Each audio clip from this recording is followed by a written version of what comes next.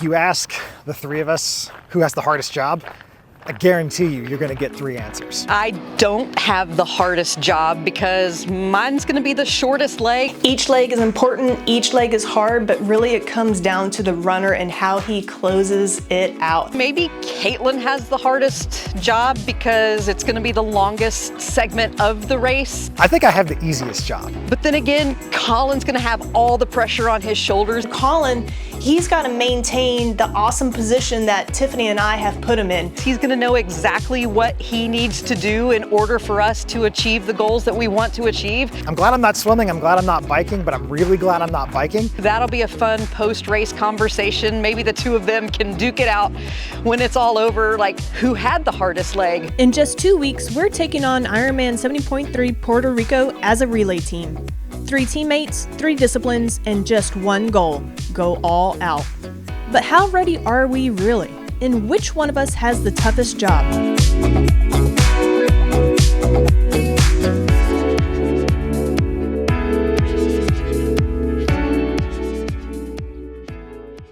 Puerto Rico is a hilly course, and I've been doing hilly runs. That said, I live in Nashville, where everything is hilly. I'm walking down a hill right now, just by complete coincidence. So rather than just sort of coming upon hills as they happen, because anywhere I run, it's gonna be hilly, I've been seeking them out. Yesterday, had a nice hard interval run up and down some hills, doing the same thing tomorrow. So in terms of how my training's going, the answer is pretty simple. One word: hills. I've learned in training that I'm pretty good at swimming when I'm not exhausted from biking and running. I found that I'm putting in faster 100 times, faster 50 times. I'm able to sustain my efforts for longer. So that's been a pretty cool discovery that I've learned during this training block, strictly focusing on the swim. Now it's just time to put it into practice and do it on race day when it matters for my team. The objective is to ride my bike as fast as I can for 56 miles. The approach to going about that has been to do a lot of Zwift racing. Not only have I found it to be a lot of fun in a weird, torturous type of way, but I also feel that I'm getting really strong by doing it. I've compared my previous Zwift racing power from about a year ago to where I'm at now, and I'm leaps and bounds ahead of where I was. The power that I'm able to put out has been so much higher than I ever have before. I started a swim streak earlier in this training block. I was gonna swim 44 consecutive days. Well, had a little hiccup in the middle there. One day we had the Arctic blast where the temperatures were really unbearable to be in the water. 20-degree air temperature, single-digit wind chill. So I didn't want to come out and put myself through that misery. I really didn't need to swim. It was more about keeping a streak alive. So if there's been any hurdle, maybe a little bit of the weather, I'm the only one who really has to train outside of the conditions. Colin and Caitlin can do most of their training indoors, if not all of their training indoors. One really good pro to riding on Zwift is this is the weather in Zwift.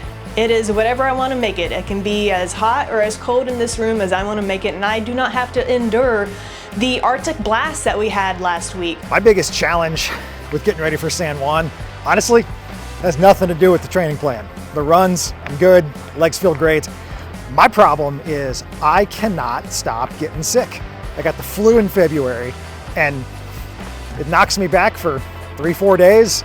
Then I spend 3 or 4 days kind of just reacclimating, getting back to it. And before you know it, week or week and a half has gone by, and all I've kind of done is tread water there. So between now and when we get down there, I'm sure I'll be fine on the hills. I'm sure I'll be fine on the training plan.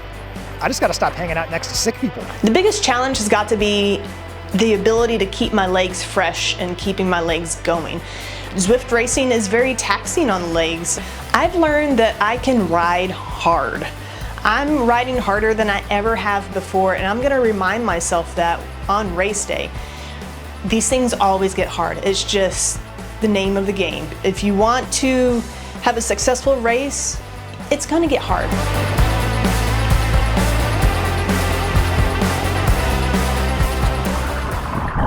Well, I'd like to say that I don't have the hardest job because mine's going to be the shortest leg and I enjoy swimming. I don't know why Caitlin or Colin wouldn't want to swim because you're in and out and done just like that. I don't know, maybe Caitlin has the hardest job because it's going to be the longest segment of the race and she's got to contend with maybe some hills, maybe some wind and strategy. But then again, Colin's going to have all the pressure on his shoulders. He's going to know exactly what he needs to do in order for us to achieve the goals that we want to achieve. So he's going to be taking that pressure. He's going to be running up some steep hills and it's going to be warm. So I don't know, maybe a toss-up between the two. I feel Tiffany, she's got the pressure of getting us off on a solid start. I've got the long leg. Doesn't necessarily mean it's the hardest leg, but just the longest leg. And then Colin, he's got to maintain the awesome position that Tiffany and I have put him in. Each leg is important, each leg is hard, but really it comes down to the runner and how he closes it out. And I know Colin, he's been wanting his chance for a long time to be the closer, and I feel he's going to do us well. I think I have the easiest job. All I have to do is put on 2 shoes and go run 13 miles. I don't have to swim, worry about a wetsuit. I don't have to get on a bike. I don't have to fly my bike to San Juan. It's easy. Just put on a bib, go run. As for who has the hardest, I'm glad I'm not swimming, I'm glad I'm not biking, but I'm really glad I'm not biking because Caitlin's training has also involved streaming her races on YouTube. I've visibly seen with my eyes how hard she's working. And I know when that run rolls around, I don't want to let her efforts go to waste. I don't want to let Tiffany's efforts go to waste. There's no stream of Tiffany swimming, but I know she's crushing it. I know how to deal with hills. I live in hilly Nashville, and last November, I ran the Thanksgiving half marathon down in Atlanta, another hilly city. Hilliest half I've ever done. Also set a PR that day. So I know what pace I'm capable of doing. I know that hills are not scary, even if they're not fun. And I know what it feels like to be on a PR pace, like that was just back in November. So I like to think, as for the run, physically, I'll know what I need to get done. Success for me personally would be having a PR swim in PR, so a PR in Puerto Rico. I hope that I can do that for my team.